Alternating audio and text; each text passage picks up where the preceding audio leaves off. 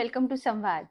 आज Sunday series में आपके लिए एक और प्रोसेस लेके आई हूँ और इस प्रोसेस का नाम है wouldn't it be nice if. साधारण भाषा में इसको अगर समझें तो इस प्रोसेस को आप कैसे समझेंगे कि कितना अच्छा हो अगर ऐसा हो तो। अ, आपको याद होगा कि हम जब बच्चे थे और गेम खेलते थे तो कभी कोई टीचर बनता था, कभी कोई राजा बनता था, कभी कोई अ, अच्छा बड़ा बिजनेसमैन बनता था अपनी अपनी मर्जी से। लेकिन वहां पे अपनी मर्जी से कुछ करने की उम्मीद होती थी कि ये करेंगे फिर ऐसा होगा, फिर मैं कार खरीदूंगी, फिर मैं घर लूंगी। ये सारी उम्मीदें होती थी। बड़े होते होते वो सब कहीं छूट जाता है। तो ये प्रोसेस उस बारे में है। इस प्रोसेस को आप कब करेंगे? जब कभी भी आपको लगे कि आप थोड़े से नेगेटिव हो रहे हैं, रेजिस्टेंस आ रहा है, लाइफ में सब कुछ अच्छा चल रहा है लेकिन कुछ संभावना है अ, बिगड़ने की, नेगेटिव होने की, परेशान होने की। तो जो इसमें इमोशनल स्केल दिया हुआ है, जैसे कि आप लास्ट वाला देखेंगे, सेगमेंट इंटेंडिंग वाला देखेंगे, तो उसमें हम फर्स्ट 4th to 11th तक इमोशन में गए थे। अब यहाँ ये हो रहा है कि इस प्रोसेस में बताया गया है कि अगर आप थोड़ा और डाउन हो जाते हैं, यानी कि आप 11th तक जो इमोशन थे वहां से थोड़ा और नीचे आ रहे हैं, मतलब आप डाउट में आ रहे हैं, वरी है, ब्लेम है ना, ये सारे फीलिंग्स में अगर आ रहे हैं तब इस प्रोसेस को करें। तो जैसे ही आपको लगता है कि अब आपको किसी सब्जेक्ट के बारे में चिंता हो रही है या आप कुछ चाहते हैं लेकिन उसके बारे में चिंता हो रही है, किसी पे बहुत ज्यादा ब्लेम करने का मन हो रहा है, तब इस प्रोसेस को करेंगे।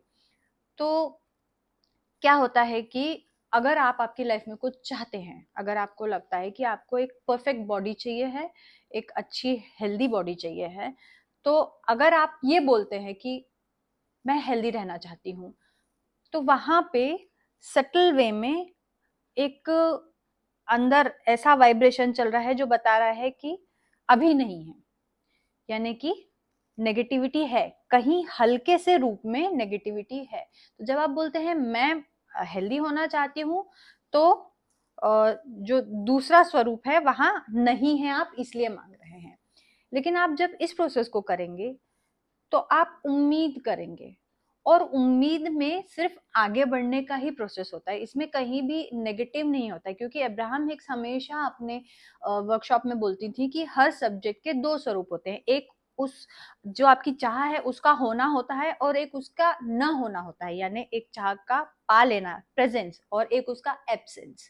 ये दोनों चीजें होती है, नेगेटिव एंड ऑफ स्टिक और पॉजिटिव एंड ऑफ स्टिक।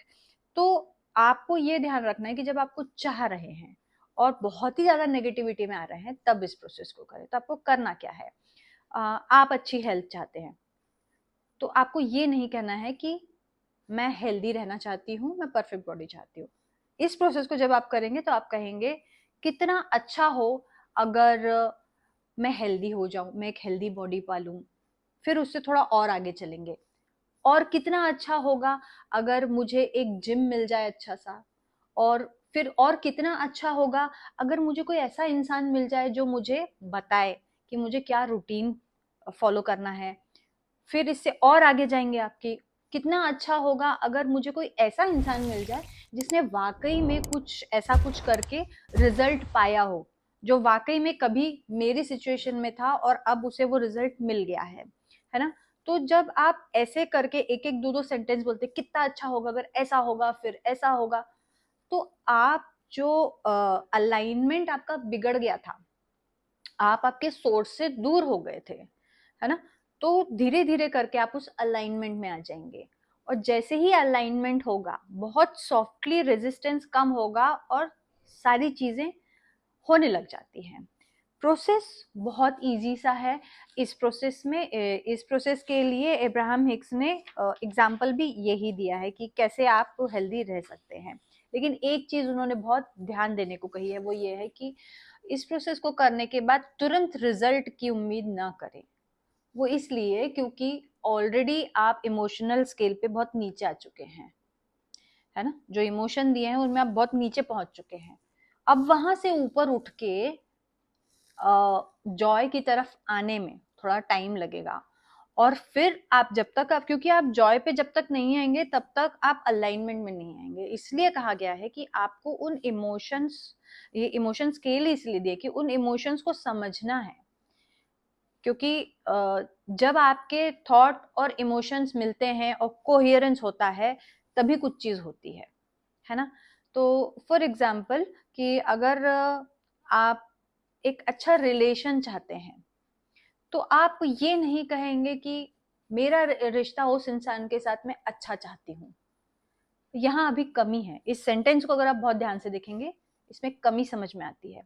लेकिन जैसे ही आप बोलेंगे कितना अच्छा होगा अगर हम साथ में बैठ के बात करेंगे, कितना अच्छा होगा अगर हम एक दूसरे के साथ अच्छा टाइम बिताएंगे, कितना अच्छा होगा अगर हम साथ में घूमने जाएंगे, कितना अच्छा होगा अगर हम एक दूसरे को समझ पाएंगे, जब आप ये बोलते हैं तो ना उस इंसान के लिए, ना अपने लिए और ना उस रिश्ते के लिए, किसी किसी भी चीज के लिए नेगेटिविटी नहीं है, कोई रेजिस्टेंस नहीं है, सिर्फ अच्छे की ही उम्मीद है। तो जो उम्मीद है, आप वरी, ब्लेम और इन सारी फीलिंग्स से होप पे आते हैं। ये इस प्रोसेस में आपको करना है। सो आज के लिए इतना ही। नेक्स्ट टाइम फिर हम मिलेंगे।